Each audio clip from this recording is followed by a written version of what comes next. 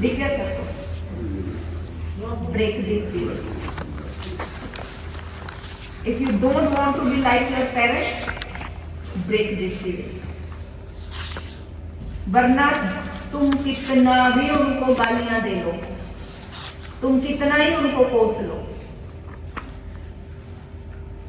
कुछ ना बनने वाला, क्योंकि पीढ़ी दर पीढ़ी तो वो चीजें तुम्हारे अंदर एंटर कर चुकी हैं. और फिर उससे बड़ी कृपा देखो उस महादेव की. उसने बोला जिसको ये ज्ञान हो जाएगा, जैसे उस दिन आपने कहा था ना मुकेश जी कि गीता में आपने बहुत बार पढ़ा है. क्या पढ़ा है गीता जी में आपने? गीता जी में मैंने पढ़ा चौथा अध्याय है ज्ञान कर्म योग.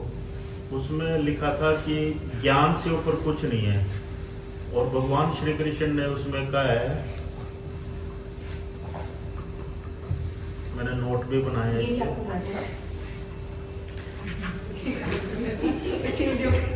Very good. दीदी पूरा बना रखे हो. Very good. एक दूसरे की पढ़ते हैं ना.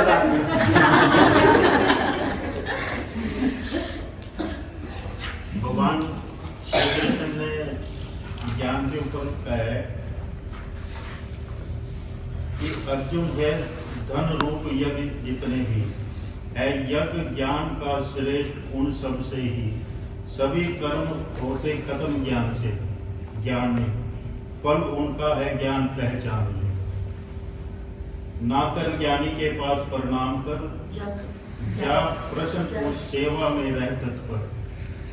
तत्व जानने वाले ज्ञानी हैं जो देंगे तुझे ज्ञान उपदेश हो. समझ गए? अर्जुन जो यह ज्ञान मिल जाएगा, नहीं मोह कभी फिर निकट आएगा. देखेगा प्राणी सभी में तू ये सब, अपने में भी और मेरे में सब. हम पहले वाला सब लेते हैं, अर्जुन का बाद में डिकोडेशन करेंगे. कि उन्होंने कहा है ज्ञान ही सब कर्मों को भस्म करेगा. अपने उद्धार के लिए, अपने आगे के आपके जो वंशज हैं उनके उद्धार के लिए, ये जो भी आपके पूर्व के कर्मों की ऊर्जा मेरे अंतर में थी, जो कि मुझे आज की चेतना के अनुसार लगता है वो ठीक नहीं है, मुझे रिमूव करनी है. मुझे आगे ये गार्बेज जो मुझे मिल गया था गलती से, मुझे अपने आगे वंश में अपने बच्चों में डिलीवर नहीं करना है. तो मैं इसको कट कर रही हूँ. आपको मेरा साथ देना होगा, क्योंकि कहीं ना कहीं इसमें आपकी भी उधर गति होगी, आपको भी आगे का, क्योंकि यहाँ जब मैं सदकर्म करूंगी तो आपको भी उधर गति होगी, आपको भी आगे की डायमेंशंस मिलेगी. तो जब तक आप अंतर मन से उनसे प्रार्थना नहीं करेंगे, ग्रेटिट्यूड का भाव नहीं होगा. एटीट्यूड ऑफ ग्रेटिट्यूड आपको करना ही पड़ेगा. कोई भी साधना आपकी तब तक असफल है जब तक आपने उसमें ग्रेटिट्यूड नहीं जोड़ा. ठीक है. अब दूसरी चीज, अब हमें करनी है प्रतिप्रसव साधना. ठीक है. प्रतिप्रसव का मैंने आपको क्लियर कर दिया है. प्रतिप्रसव यानी कि फिर से जन्म लेगी ये चेतना, फिर से जन्म लेगी. और इस चेतना ने एक शरीर का लिया था, और शरीर माता पिता से मिला तो उन्हीं के बड़े सारे उस शरीर में कर्म दिया है. ठीक है. अब अपनी अपनी चॉइस, किससे जन्म लेना है. अब ये तुम्हारे पास पूर्ण अधिकार है, क्योंकि तुम उस चेतना का जो अधिकार है, जैसे खुश रहना मेरा अधिकार है, स्वस्थता मेरा अधिकार है, ऐसे ही जब वहां पे शिव ने दिया था ना अधिकार कि जाओ चुनो, तुमने अपनी चेतना के अनुसार चुने. अब भी वो शिव ही तुम्हें अधिकार दे रहे हैं, चुनो किसको चुनना है. जब मुझे यह अकल आई थी तो मैं हर बार माँ राजराजेश्वरी को चुनती थी, क्योंकि मेरी इष्ट भी वही रही. बचपन से मुझे एक उनके साथ कनेक्शन रहा. और सबसे ज़्यादा मैं अपना आपको बताऊंगी कि क्यों मैंने उनको चुना, क्योंकि कारण होता है. आप इष्ट के साथ भी ऐसे नहीं जोड़ते हैं. मुझे शुरू से सुंदर लगने का बड़ा शौक था, जो कि मैं हूँ वैसे, तो मुझे पता लग गया था. लेकिन कुछ ऐसी अवस्थाएं थी उस समय घर की, या लगा लो चेतना का स्तर था कि मैं अपने शरीर को, उन सब चीज़ों को नहीं समझ पा रही थी। फिर जब मेरी शादी हुई, मेरे बड़े छोटी एज में बच्चे हो गए, फिर उसके बाद मतलब मैं साधनाओं में इतनी ज़्यादा हो गई कि शरीर की तरफ ध्यान ही नहीं रहा, क्योंकि 4-4 6-6 घंटे बैठ के आपको साधना करनी है तो आप कैसे हो जाओगे घर बैठे बैठे बैठे बैठे बैठे, क्योंकि साधना का मतलब है साधना। तब इतनी अकल नहीं थी कि शरीर को भी साधना पड़ेगा। तो जब अपने ही अंतर में, अंदर इनके कर्मों में गई तो देखा ये तो अतृप्ति पड़ी है, ये तो अतृप्ति पड़ी है कि भैया तूने जो है सुंदरता को नहीं भोगा, तूने अच्छे छर्रे जो क्या बोलते हैं उसको, परफेक्ट बॉडी को नहीं भोगा। क्योंकि मेरे पिताजी ऐसे थे कि पूरे कॉलर्स वाले सूट पाना और बाजुओं वाले, और वो जो वैसे वाले दूसरे कपड़े होते थे वो तो पाए नहीं। तो भैया कैसे इसको भोगूंगी, भोगना तो है। फिर उसके बाद शादी हो गई, 2 बच्चे हो गए, तो शरीर और खराब हो गया।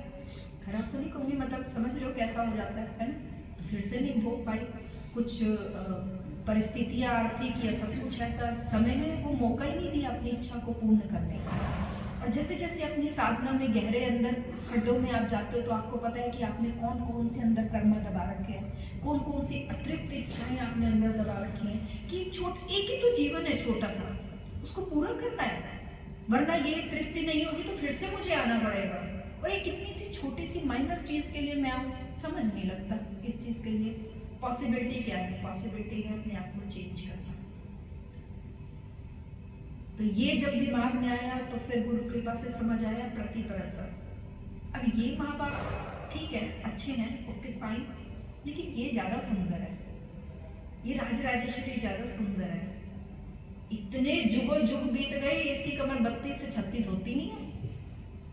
मेरे को तो दिमाग में ये कि ये आज भी इतनी सुंदर है, युगों युगांतर से ये सुंदर आ रही है, तो इसकी बेटी बन जाऊंगी तो युगों युगांतर तक रहूंगी, ये ज्यादा बेटर है। इसके गर्भ से जन्म लेना मुझे ज्यादा उचित है। और क्योंकि मेरी इष्ट भी है, मेरी इसके साथ एक अच्छी बॉन्डिंग भी है मेरी, तो मैंने उनको चूज किया। हर बार जन्म लेती थी, फिर जीवन बोला कुछ लगता था 4-6 महीने बिताओ, क्योंकि आप अपनी साधना में हो तो आपको अनुभूति होती है कि अभी भी कोई प्रारब्ध है बेटा तेरा, अभी भी इस जन्म में ये चीज़ें, क्योंकि आप शरीर ले रहे हो, आप सुंदरता ले रहे हो, आपके कर्म थोड़ा ना, आपको कर्म भी तो आप जो चेतना करके आई है पूर्व के, वो तो आपको भोगने पड़ेंगे। तो फिर थोड़ा सा और चेतना का स्तर बढ़ता, फिर प्रतिप्रसव करते, फिर मर जाते। इट्स काइंड का art of time, will teach you art of time, क्योंकि आसान नहीं है हर किसी के लिए मर के जीना। वो मरने की साधना करवाऊंगी तो तुम डर जाओगे, बोलो ये क्या करवा रहे हो, अपने मुंह पे कफन डलवा रहे हो, अपने आप को जलवा रहे हो, तो लोग नहीं कर पाते हैं, डर जाते हैं, भयभीत हो जाते हैं, क्योंकि मृत्यु शब्द ही ऐसा है कि इंसान कहता है अरे नहीं नहीं नहीं, राम राम वैसे बोलो, लेकिन एक उस टोन में बोलो कि राम राम सत्य है, तो बोलेंगे अरे पागल हो गए, ये क्या बोल रहे हो, है ना। शाम के टाइम बोल दो, अरे शाम के टाइम नहीं बोलते, क्यों, कब बोलते हैं फिर? तो राम का नाम तो है ही सत्य है, तो वो ले जाते हुए वो बता रहे होते हैं, बट हमने उसके साथ जोड़ दिया कि नहीं नहीं ये नहीं होगा।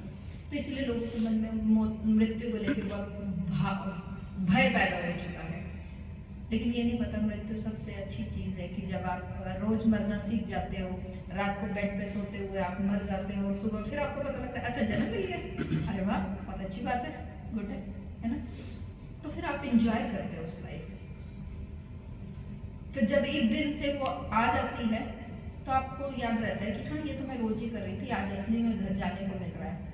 आप किसी जेल में फंस जाओ और फिर उसके बाद आपको कहे कि आपको अपने घर नहीं जा सकते, रोज आपको कोई कहे कि आज की आपकी फ्लाइट है कैंसिल हो गई, ओहो, आज की आपकी फ्लाइट है आज की कैंसिल हो गई, ओहो। फिर किस दिन पता लगता है सच में आप फ्लाइट पकड़ के अपने घर चले गए हो, आपको खुशी होती है? अभी नहीं होगी, अभी ऐसे लगता है कि हाँ चलो बोल रही है तो खुशी होती होगी, वरना मरना कौन चाहता है। होगी, वो भी होगी। जब इतना कुछ सिखा दिया करवा दिया तो ये भी सिखा दूंगी कि कैसे खुशी खुशी अपने घर पे हमको जाना है। यहाँ पे हम सब अपने कर्म पाश में बंधे हुए कर्म करने आए, अपने जीवन को अच्छा, क्योंकि आज जो हम अपनी चेतना में डाल के जाएंगे ना, जैसे हम पहले चेतना में डाल के आए थे तो उसके अनुसार हमें जीवन मिला। अब भी जो हम ये सब ज्ञान इकट्ठा करें ना, ये शरीर नहीं है। एक होता है मोबाइल में नंबर फीड करना, एक होता है सिम में फीड करना। ये तुम सिम में डाल रहे हो, क्योंकि सिम में कहीं नहीं जा सकता, कहीं नहीं जाएगा। फोन तो बदल जाएंगे, ये कपड़ा तो बदल जाएगा, चेतना में जो ज्ञान डल गया है ना वो नहीं जाएगा। तो तुम जितना ज्ञान ले रहे हो ये सब तुम्हारी चेतना में स्टोर हुए जा रहा है। तो अब हमको ये वाला ज्ञान लेना है कि मुझे कौन से इष्ट चूज करने हैं उनके गर्भ से। और हाँ, यहाँ पे कोई भी इस मामले में कंफ्यूज नहीं होगा कि मेरे इष्ट तो ये मेल एनर्जी के हैं तो मैं इनसे जन्म ले सकती हूँ कि नहीं, कि भी जन्म तो फीमेल लेती है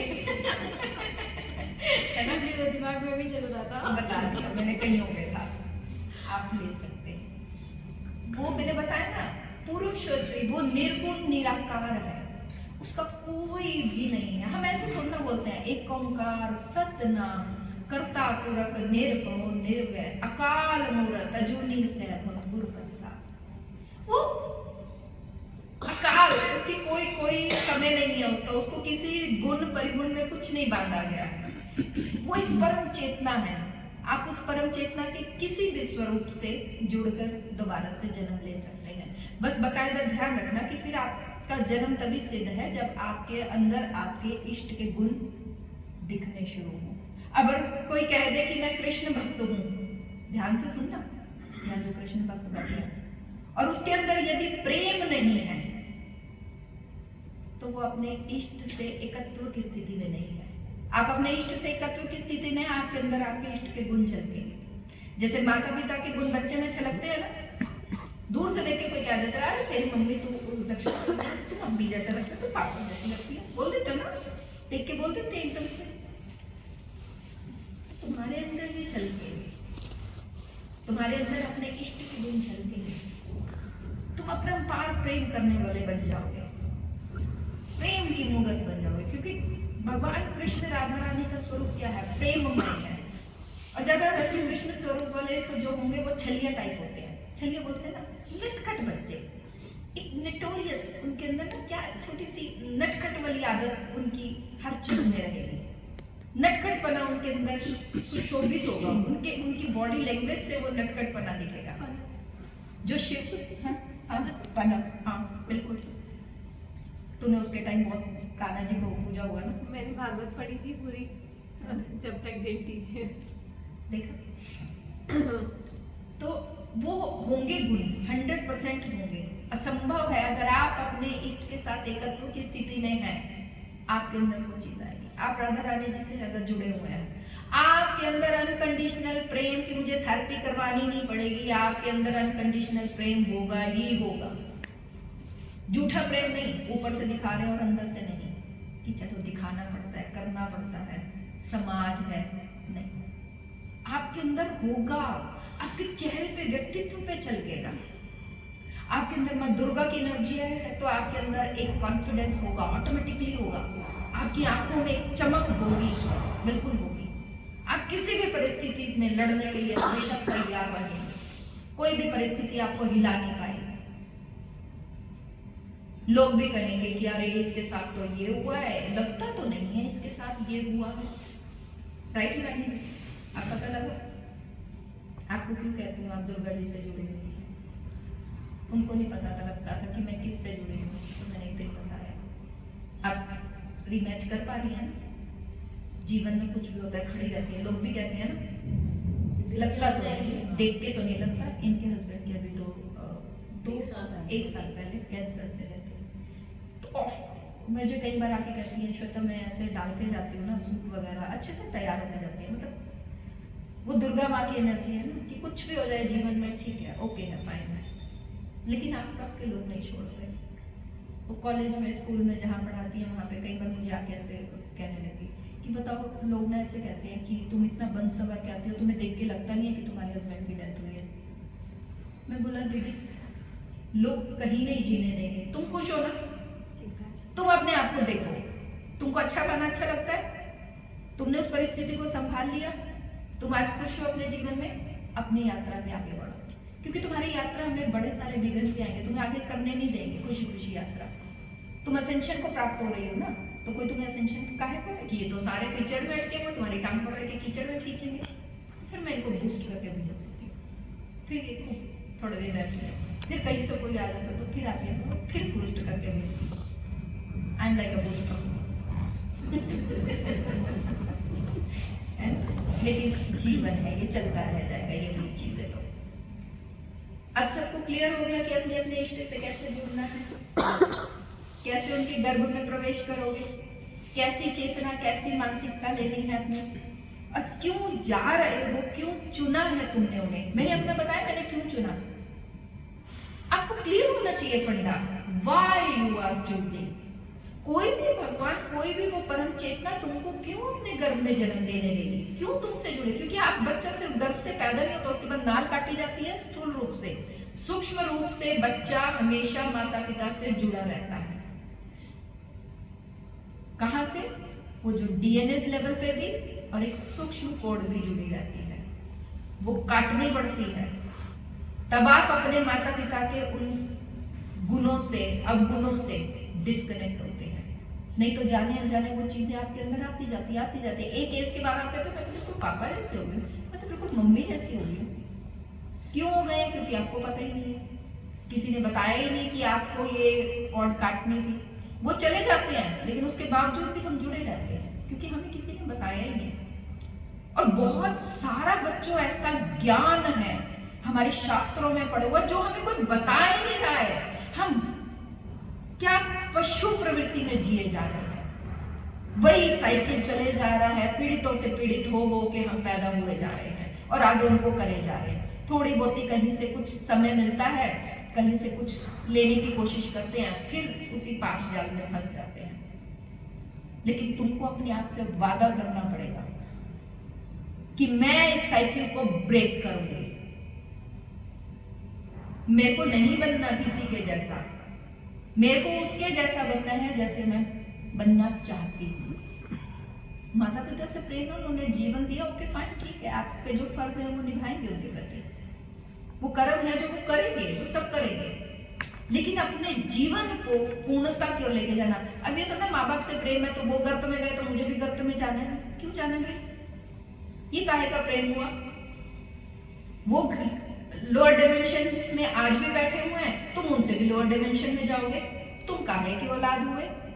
अरे बोलो मैं इतनी साधना करूंगी कि मैं खुद जीते जी अपना तो भला करूंगी, साथ में अपने 7 पीढ़ियों के पूर्वजों को भी तार दूंगी, तुम्हारे डीएनए से उनको भी निकलवाऊंगी अभी।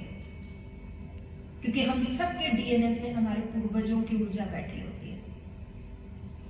क्योंकि पीढ़ी दर पीढ़ी आप देखो आते जा रहे हैं, सोच के देखो कितनी 7, 10, 20 पीढ़ी से, एक पीढ़ी से माता आई, एक जगह से पिता आया, दोनों मिले, फिर बच्चे पैदा हुए, उसका पूरा परिवार, उधर का पूरा परिवार, फिर आगे मिलते हैं, फिर एक किसी और परिवार से आता है, फिर किसी और परिवार से आता है, फिर कितने परिवारों के जीन्स, गुण, धर्म सब कुछ बीच में आ गया।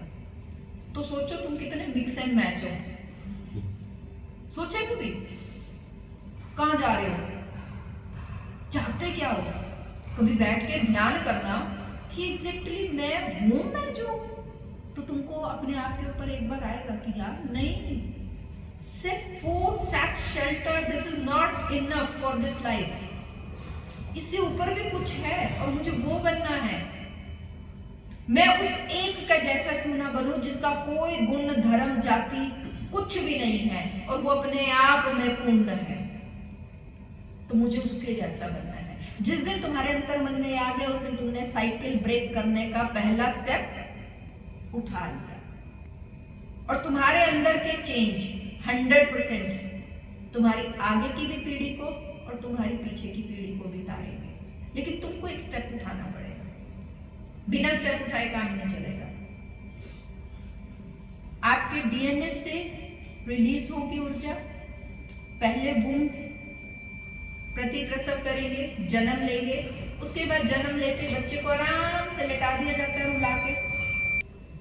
मैं अगर तुमसे कोई भी बात कहूंगी तो मेरा कहना मानोगे? मानने के लिए बैठे हो या मुझे पक्की बात है? तुम कह रहे हो, तुम मानोगे नहीं? प्रॉमिस करो। प्रॉमिस का मतलब होता है कि आपने मुझे वचन दे दिया और आपको मानना पड़ेगा। पक्का? एक ट्राई लेके देख लो, हिमानी जी आप कह रहे हो तो आपसे शुरू करती हूँ, क्योंकि आप बहुत गर्दन करके कह रहे हो कि हाँ हाँ मानिए। चलो हिमानी जी रो के दिखाओ।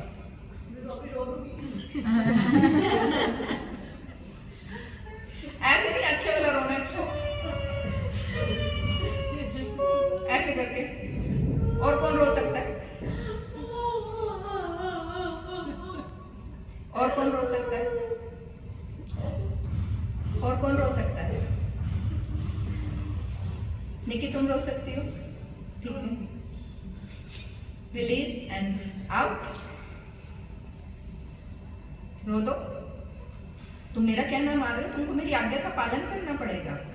तुमने मुझे आज के लिए गुरु स्वीकार किया है और तुम्हारा गुरु भी आदेश दे रहा है, तुम सब मुझे रो के दिखाओ। अगर जिसको नहीं आ रहा तो वो ऐसे झूठी मूठी रो। मैं हंसने को तो कहीं, तुम आज्ञा का उल्लंघन कर रहे हो। मैं तुम्हें रोने को कह रही हूँ। आज तुम सबको रोना पड़ेगा, ठीक है? अपनी आंखें बंद करो और वो सब पल याद करो जो तुमने दुख घड़ी के बिताए। उस समय ऐसा जब बस कि बाहर समाज, अपना पति, अपने बच्चे, तुम्हारे अंतर्मन की अवस्था, या उस पल को ही याद कर लो जब तुम गर्भ में थे और तुम्हारी माँ ने पता नहीं क्या क्या नहीं सहा होगा, और तुम भी अंदर बैठे हुए सब कुछ सुन रहे थे।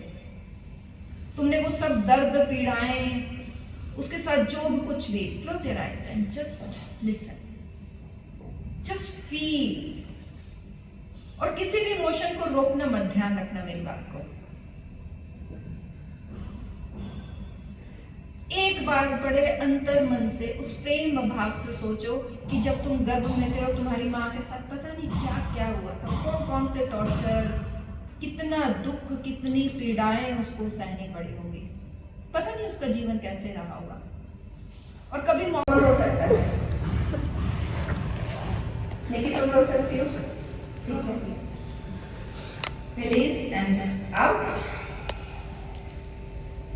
रो दो। तुम मेरा कहना मान रहे हो, तुमको मेरी आज्ञा का पालन करना पड़ेगा। तुमने मुझे आज के लिए गुरु स्वीकार किया है और तुम्हारा गुरु ये आदेश दे रहा है, तुम सब मुझे रो के दिखाओ। अगर जिसको नहीं आ रहा तो वो ऐसे झूठी मूठी रो। मैं हंसने को तो कहीं, तुम आज्ञा का उल्लंघन कर रहे हो। मैं तुम्हें रोने को कह रही हूँ। आज तुम सबको रोना पड़ेगा, ठीक है? अपनी आंखें बंद करो और वो सब पल याद करो जो तुमने दुख घड़ी के बिताए हैं। उस समय ऐसा जब बस कि बाहर समाज, अपना पति, अपने बच्चे, तुम्हारे अंतर्मन की अवस्था, या उस पल को ही याद कर लो जब तुम गर्भ में थे और तुम्हारी माँ ने पता नहीं क्या क्या नहीं सहा होगा, और तुम भी अंदर बैठे हुए सब कुछ सुन रहे थे। तुमने वो सब दर्द, पीड़ाएं, उसके साथ जो भी कुछ भी, close your eyes and just listen, just feel. और किसी भी इमोशन को रोकना मत, ध्यान रखना मेरी बात को। एक बार बड़े अंतर मन से उस प्रेम भाव से सोचो कि जब तुम गर्भ में थे और तुम्हारी माँ के साथ पता नहीं क्या क्या हुआ था, कौन कौन से टॉर्चर, कितना दुख, कितनी पीड़ाएं उसको सहनी पड़ी होगी। पता नहीं उसका जीवन कैसे रहा होगा। और कभी मौका लगे जिंदगी में तो एक बार, वैसे सुनना अच्छा नहीं लगता, लेकिन एक बार सुनना जरूर, एक बार जरूर अपनी अपनी माताओं से सुनना जरूर कि जब मैं पेट में थी या था तो मम्मी उस समय आपके साथ क्या क्या हुआ था, पापा ने आपके साथ कैसा व्यवहार किया था, दादी ने, नाना ने, नानी ने, जो आसपास था, आपको कोई बीमारी तो नहीं हो गई थी, आपको कोई दुख तो नहीं था, आप कितने दुख कष्टी में थी। और वो सारा दुख में अंदर बैठे सब सुन रहा था, ठीक उस अभिमन्यु की तरह जिसने चक्रव्यूह को भेदना अपनी माँ के गर्भ में सीख लिया। ये भी हमें श्रीमद् भागवत जी में इसी से तुम्हें जो प्रतिप्रसव कर रही हूँ इसका प्रमाण पड़ा है श्रीमद् भागवत जी में, कि जैसे अभिमन्यु ने अपनी माँ के गर्भ में चक्र भेदना सीख लिया था, तुमने भी बहुत कुछ सीख लिया था। ये लाइट बंद करो। तुमने वो दुख सीख लिया, तुमने वो पीड़ा सह ली, उनको वो ताने पड़ रहे हैं वो सीख लिया तुमने अपने आप। न जाने कितना कुछ तुमने सीख लिया जाने अनजाने। वो बहुत सारे दुख में थी, उसको हर रोज कोई ना कोई बातें सुनने को मिल रही। उसके तुम्हारे ही पिता के साथ बहुत अनंत के झगड़े, और वो कल्ली बैठ के रात रात में रो रही है। तुम्हें अपने गर्भ में महसूस भी कर रही है लेकिन रो भी रही है। उसके दुख का एक बार अंदाजा तो लगाओ।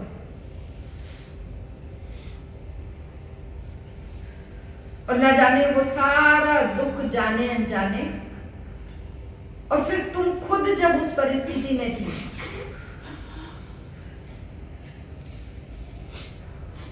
आज किसी भी इमोशन को रुकने नहीं देना। गुस्सा आए तो गुस्सा करो, तुम्हारे गोद में तुम्हारे पिल्लोस पड़े हैं, खूब मार दो।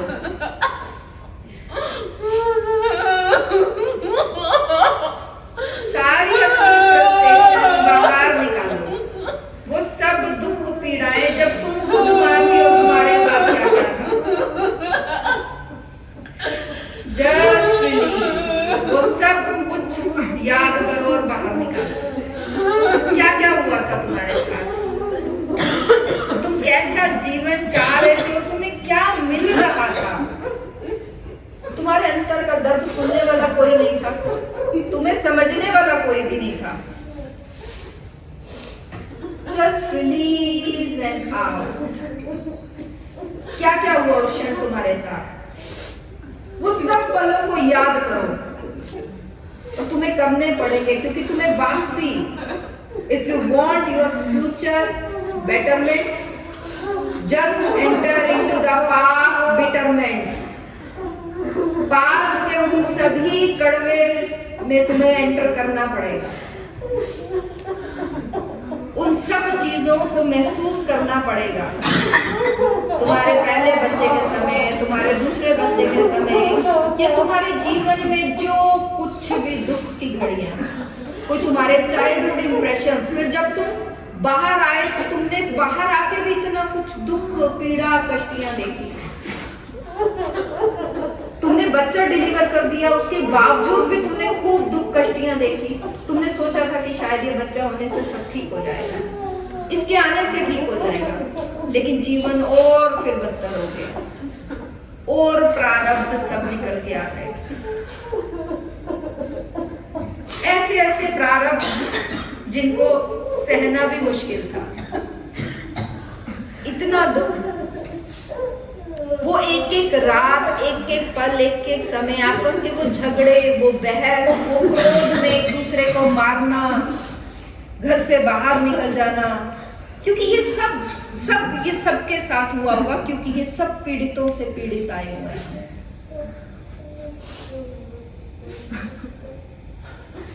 जस्ट कनेक्ट उन सभी समयों को, उन सभी रातों को, उन सभी दिनों को आज तुमको याद करना पड़ेगा।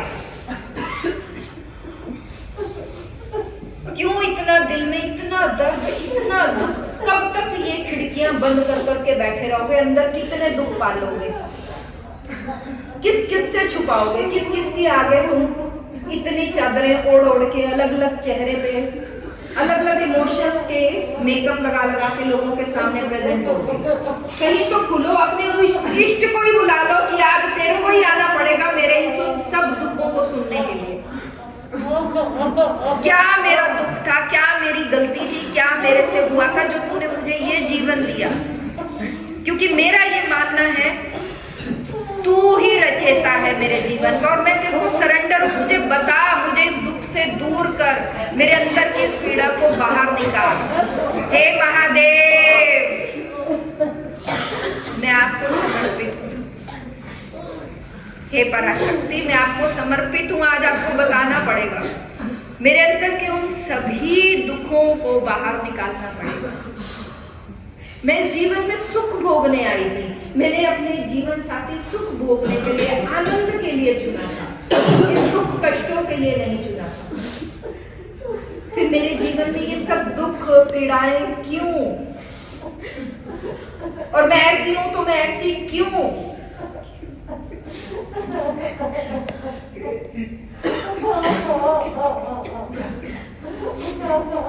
Just release. आज तो कम से कम कोई भेद मत करो। आज पे मुखौटा ओढ़ लिया, तुम अंदर से बहुत दुखी थे, बहुत त्रासद थे, लेकिन हर बार चेहरे पे एक अलग अलग मुखौटा ओढ़ के तुम फिर निकल जाते हो बाहर, फिर जीवन जी लेते हो, फिर 10 लोगों से हंस हंस के बात कर लेते हो। और तुम्हारे अंतर में इतना दुख, कोई नहीं है तुम्हारा वो हृदय खोल के देखने वाला। आज वो पराशक्ति चाह रही है, ये सिद्ध गुरु दिव्य शक्तियां चाह रही है कि तुम सब बाहर निकालो। Release, shout.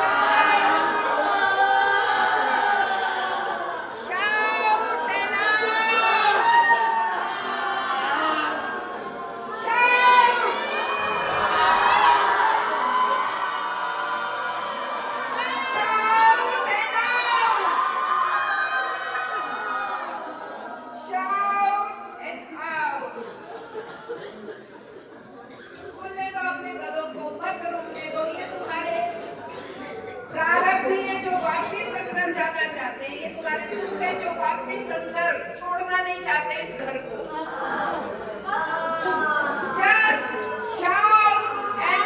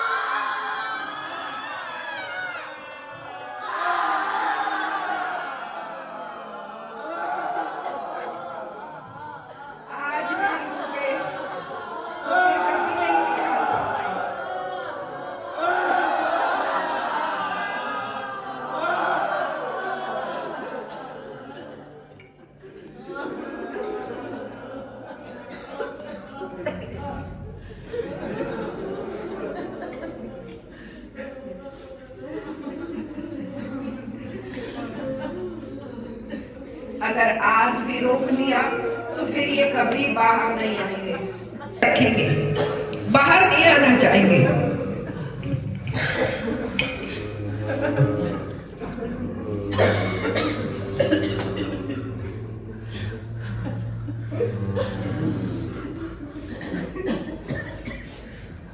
लगातार सभी किस्सों को याद करते जाओ, जिसने तुम्हें दुख दिया, जिससे तुम्हें बहुत कष्टी मिली, अपमान मिला, दुख मिला।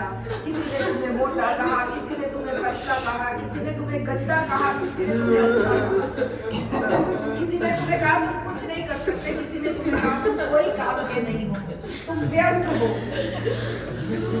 किसी ने कहा तुम अच्छी पत्नी नहीं हो, किसी ने कहा तुम अच्छे पति नहीं हो, किसी ने कहा तुम अच्छे इंसान नहीं हो।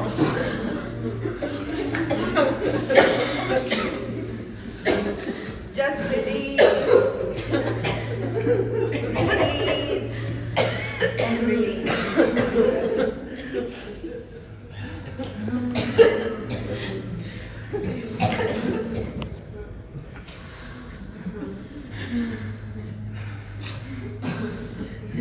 आज मौका है तुम्हारे पास उन सभी चीजों को अपने अंदर से बाहर फेंकने का।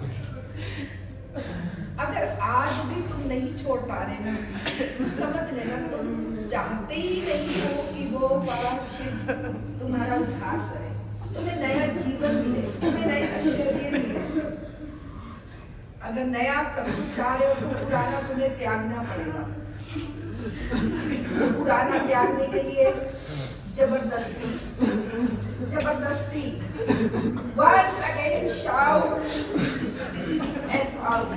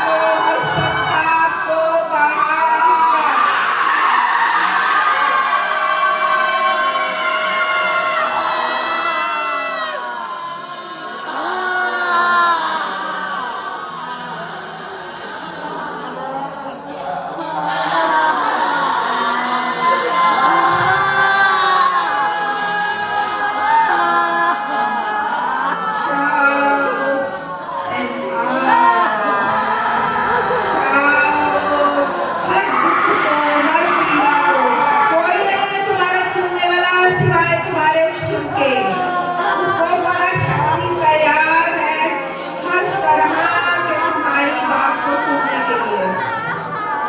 Release and let go.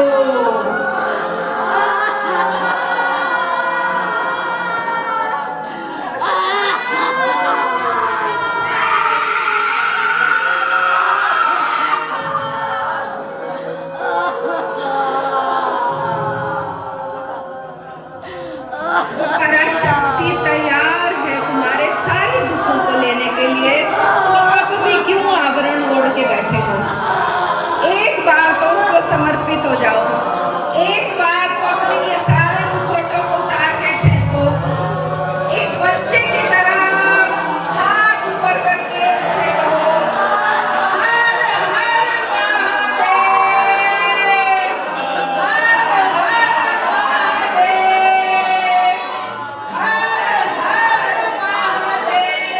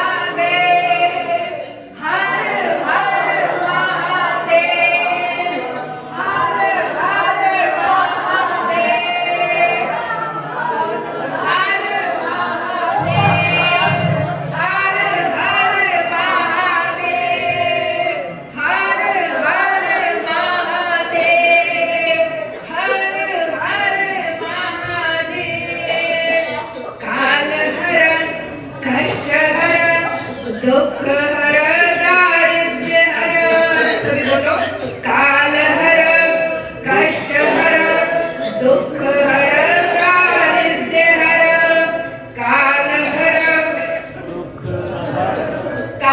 हर कष्ट हर,